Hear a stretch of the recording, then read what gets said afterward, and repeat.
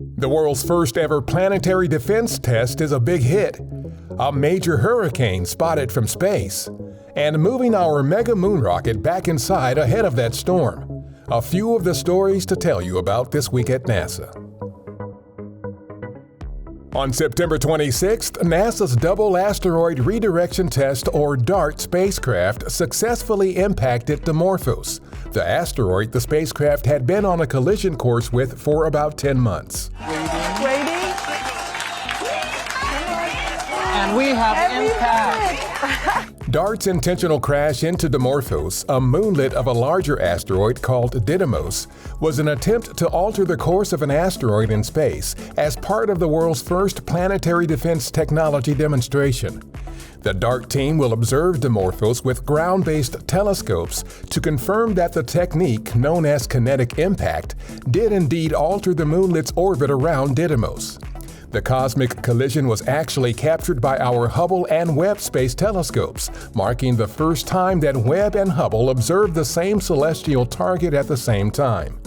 Neither of these asteroids is a threat to Earth, but this technique could prove to be a reliable way to alter the course of an asteroid that is on a collision course with Earth in the future. On September 26th, external cameras aboard the International Space Station captured views of Hurricane Ian just south of Cuba as the storm moved toward the north-northwest. As expected, Ian intensified as it approached Florida. Space station cameras caught the storm again on September 28th as it was making landfall in southwest Florida as a Category 4 storm with winds upward of 155 miles per hour and a potentially catastrophic storm surge. On the night of September 26th, the team at our Kennedy Space Center began moving our Artemis 1 moon rocket from Launch Pad 39B back to the Vehicle Assembly Building, or VAB.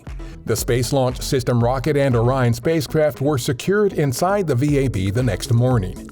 Managers decided on the rollback due to weather predictions related to Hurricane Ian. In addition to protecting the integrated rocket and spacecraft, they also wanted to give employees time to address the needs of their families ahead of the storm.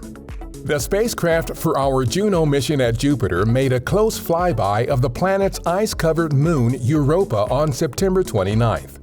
This image from the pass, some 220 miles above Europa's surface, is the first to come of some of the highest resolution images ever taken of portions of the moon.